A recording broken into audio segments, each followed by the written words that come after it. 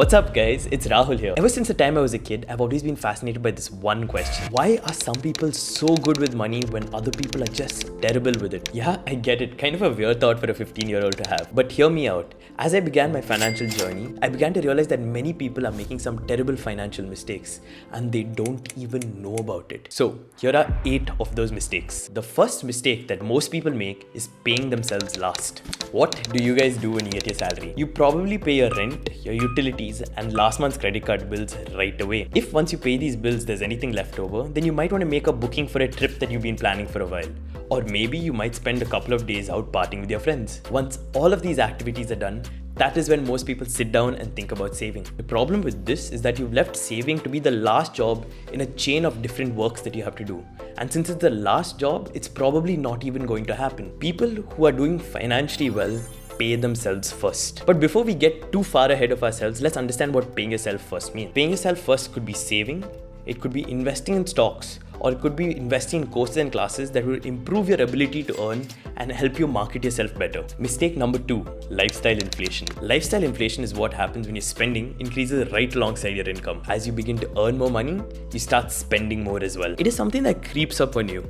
You get a raise and then you decide to treat yourself to a new watch, buy a new car, or even completely upgrade your wardrobe. Before you know it, all of that extra money that you're earning has now been eaten up by your bigger lifestyle. That one-time treat that you gave yourself has now become a necessity that you cannot live without. Even though I've just started my corporate career, I can see lifestyle inflation happening all around me. My colleagues are buying the latest watches and the latest toys, and some people are even buying their first cars. It is incredibly challenging to not feel the urge to want to blend in. If I can keep myself grounded in my early 20s, then I'll be able to build an asset base that will help me be completely self-sufficient, and I'll be able to live life on my own terms as soon as my early 30s. Classic delay gratification. Instead of spending more when you get a raise, do your best to keep your expenses as low as possible and save the difference. The third mistake that most people make that keeps them poor is being cheap. Being brought up in a middle-class environment, most people are trained to save money and look after their finances. But somewhere along the way, we lost track of what was important. We stopped being frugal and instead became cheap. One example that really stands out in my life was when I was back in college. Back then I wasn't earning and I didn't have anything to my name. I was completely dependent on my parents who were sending me pocket money.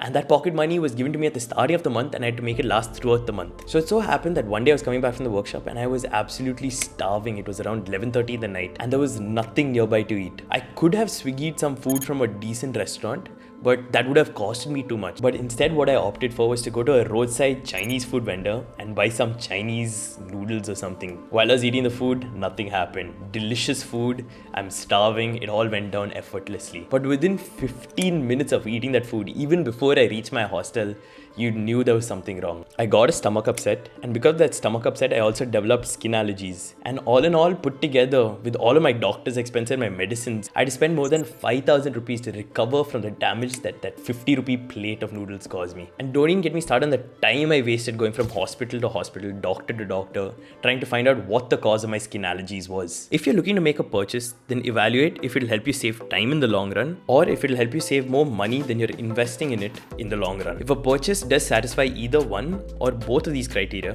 then it is a good source. Mistake number 4, not having multiple sources of income. Why do certain people make so much money? This is a question that a recent IRS survey wanted to answer.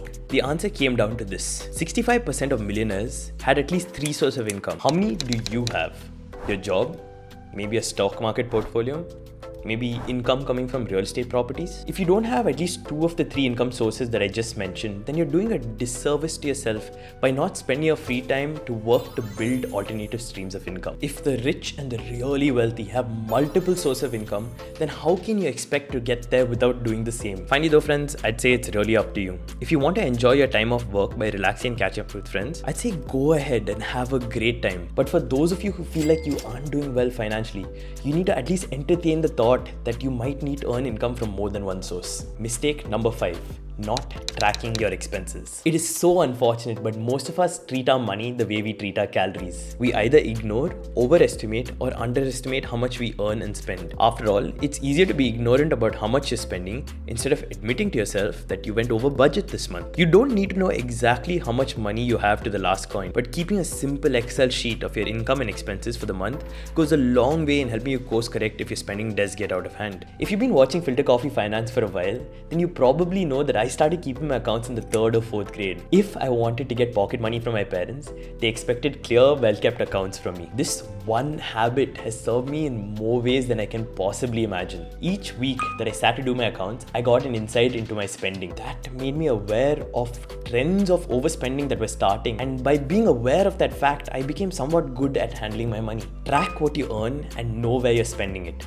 If you don't, it's a surefire way to ending up being poor. Mistake number 6, using buy now, pay later or no cost EMI options. So there's this rising trend in the market right now. Most companies are selling their products using financing or buy now, pay later options. Say that you want to buy the new iPhone. It's probably retailing for around 80,000 rupees in the market right now. It'll allow you to break up that 80,000 rupee expense and pay it over the next 6 months. So now instead of paying a huge lump sum amount, you can pay 13,000 rupees over 6 months to own that product. In fact, 70% of iPhone purchases in India are bought on a no-cost EMI. If you're buying something and you do decide to buy it on EMI, then ask yourself if you can buy the product outright, or is the EMI option making the product more accessible to you? If your answer is the latter, then you definitely cannot afford to buy that product. Accept and realize that. And even if you do decide to go for the no-cost EMI option, make sure that you pay your bills on full and on time. Credit card interest rates can be as high as 40%, and getting into something like that is extremely dangerous. Avoid BNPL and no-cost EMI options as much as you can, but if you do, make sure you pay your bills completely. Mistake number 7. Focusing only on saving. This one's going to sound terrible, and I'm sure people are going to come after me for saying this, but I'm really starting to dislike the advice that financial influencers give people about saving money. Think about it. If your sole purpose in life is to work, earn, and then set aside money for 40 years so that finally you have a lump sum to retire, then haven't you lost the plot? There's a much better way that the rich use all the time to escape the rat race, and that is by investing in themselves, improving their skills, and raising their market value. It is important to save, but saving shouldn't be your end goal. Depending on the expected ROI, you can improve your market value by attending online courses, going for business seminars, and in certain cases even pursuing higher degrees. Please don't make the mistake of only focusing on saving. You'll end up living a very frugal life with very few experiences. After all, money is made to be spent. Focus on improving your market value and the value that you can offer to others. If you enjoyed this video, you might want to consider watching this one next. Thanks for watching, dear friends. Don't forget to like and subscribe to the channel. And until we meet again, this is Filter Coffee Finance signing off.